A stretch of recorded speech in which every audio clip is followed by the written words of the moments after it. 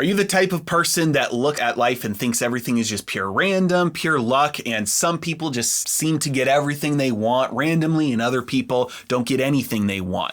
Well, I'm here to tell you that life is not arranged that way, that in fact, we all get exactly what we want. And if you're not getting what you think you want, it's because you actually want something else. And so we're going to go over 3 frameworks to go through your life to make sure that you're getting what you really want out of life instead of just looking at life as a victim and letting things happen to you. Ready? Let's dive in.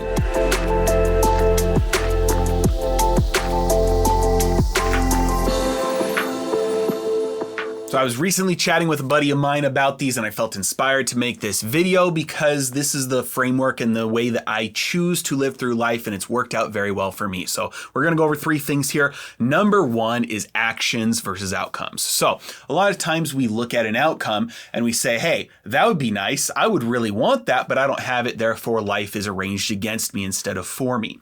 And so that's because we're looking at the outcomes only. So let's say the outcome is every summer I want to be able to spend a month at the beach, and that's an outcome that we want, but the outcome that we're getting is not being able to spend a month at the beach every single year. Instead of looking at the outcomes, we need to backtrack it and look at the actions and recognize that every action that we take is a step in one direction or another. That's why many times people who are very old have become set in their ways, because for their entire life, they've taken actions one step at a time in one direction. It would take them just as much time to walk that back and become somebody else again, because you've gone in a certain direction. There's no such thing as being static. You're always headed one direction or the other.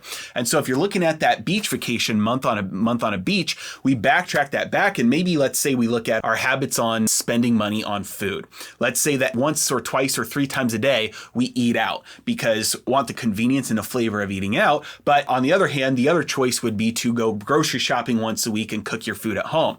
So in those 2 actions, we're comparing those actions and we're saying, hey, I prefer the convenience and the flavor of eating out, and I prefer not to have the hard work, the worst flavor, because I haven't put in the work to learn how to cook, of eating at home. Therefore, I don't have any savings left over to put away in order to build up for that beach vacation every single summer. And so when we pull back the outcomes to the actions that it would take to actually get to those outcomes, when we look at those actions, we recognize, you know what? I actually do want to not spend every summer at the beach, because what I want more is every day getting the flavor and the convenience of eating out instead of having to put in the work of learning how to cook for myself and saving that money to get there. So when we pull those outcomes back to the actions, we can recognize we actually are getting the outcome we want, because life is all about the actions that will take us to those outcomes, not about the outcomes just happening randomly. Now, the second framework that I view things through is through the lens of sacrifice and suffering, and recognizing that there's no way around it. There's always a sacrifice, there's always a suffer, there's always a pain, there's always a hard choice. So when you're looking at 2 things that you want and trying to figure out which one you want more, there's going to be a suffer or a sacrifice or a pain either way. For instance, take health. If you look at something like, a year and a half ago, 2 years ago, I weighed 230 pounds.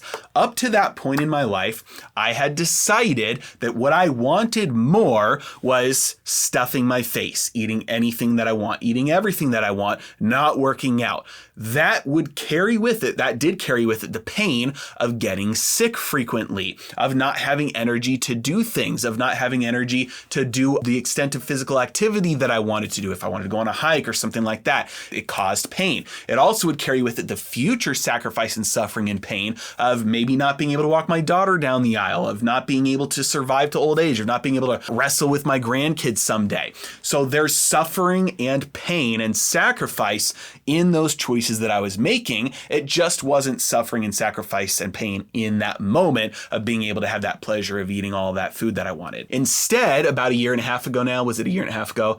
A year and a half ago, I decided to make a change, and I said, you know what? I'm going to choose to have a different sacrifice and a different suffering, and the sacrifice and suffering that I chose was to work out and to eat good food. And so then I'm still suffering. Every time I do a deadlift, every time I do a squat, every time I do a bench press, every time I do a curl, every time I say no to the pleasure of candy or seed oils or chips or junk food, anything like that, that's sacrifice, that's pain, that's suffering. But guess what? I would rather have that suffering than the suffering of dying early or being sick constantly, getting some chronic disease, something like that. Either way, you're going to choose a suffering, you're going to choose a sacrifice, you're going to choose a pain, but it's important to recognize that you do have the choice of which one, and that way you can also choose the pleasure, because there's always a pleasure on the other side of that coin. So we covered actions versus outcomes, bring the outcomes back to the actions, and we covered sacrifice and suffering. There's always a hard choice to make, but you can choose the suffering that you want. And both of those come under the third framework, which is identifying your value hierarchy. And it's important to recognize that we all have a hierarchy of values that we filter our decisions through that help us make decisions one way or the other that will get us those outcomes, that will get us that pain and suffering. Many people live blindly through life and don't analyze what that value is that governs their decision making, so they don't realize why they're getting the outcomes that they're getting. So when you look at your values, these are the things that you want most out of life. So for instance, myself, I've had plenty of opportunities, business opportunities, that I have said no to because one of my highest values, at least right now, is spending a significant amount of time every single day with my kids and my wife while my kids are young. Now, maybe in 15 years, that value hierarchy changes and they're out of the house and it's just me and my wife and we decide to work more, build more, do other things. That's completely fine. They might change. But for now, I'm sacrificing many business opportunities to make more income, to build my wealth higher, because I'm at a place right now where I have enough of that, and so I'm passing those decisions through that value hierarchy of significant time spent with my kids, and so that doesn't pass the smell test, and I sacrifice those increases in income because they take up too much time, because I value the time with my kids more. And one thing that's very important when analyzing those values is not to say that those are good values or bad values unless you're comparing them against something objective like morality and goodness. But if they're just normal subjective values, I'm not going to take that value hierarchy and say, man, I need to change that because the better value hierarchy would be to increase my income or my net worth more. No, that's perfectly fine if that's the value that I am passing those decisions through. Just important for me to recognize, because once I recognize that, then I don't have to feel guilty and I can feel more confident in my decision making when it doesn't pass the smell test, or if my income doesn't match up to somebody else's. I can say, well, look, they don't have kids in the house anymore, and that's okay. Or maybe they don't want to spend as much time with their family as I do, and that's okay. But this is my value hierarchy. That's what I'm passing my decisions through, and that's what's going to allow me to get what I want most out of life, and recognize that I do have a value hierarchy structure that I'm passing those decisions through, and those are the things that I'm actually going to get. And then as one bonus here, anytime something happens to me that seems like it doesn't align